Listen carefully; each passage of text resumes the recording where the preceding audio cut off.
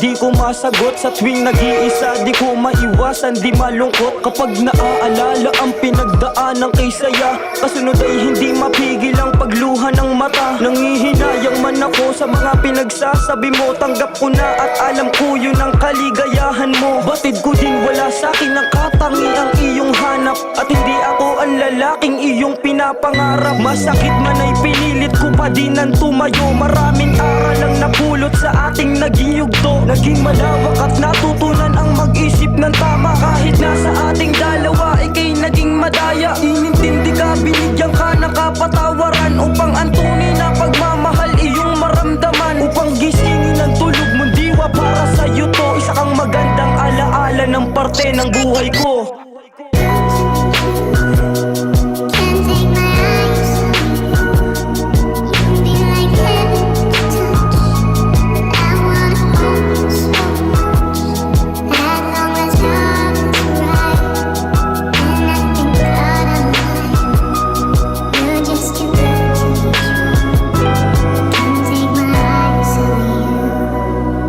Sa dami ng babaeng nakasama't nakapiling ko, sa'yo ko lang ipinaramdam ang pagiging totoo. Sa aking sarili kahit kamali ay kinonsinti ka. Naging bulag sa katotohanan kasi mahal kita. Tiniis ko ang lahat ng yun para maisip mo na ako lang ang lalaking kayang magpahalaga sa'yo. At umunawa kahit na nasa'yo na yung pagkukulang, na nasasaktan ako nang hindi mo namamalayan. Ewan kung nga ba bakit ba napakamanid mo. Ano bang lunas para lumambot ang puso mong bato? Ako man ay nalilito at sa huli naliwanagan na ang puso ang mas nangibabaw at ang katangahan. Pero sa kabila ng yun ay di ako nagalit, at mas pinili ko pa din sa'yo magmalasakit at ibigay yung inihiling mo na kalayaan. Na hayaan kita at tuluyan ka ng kalimutan kita.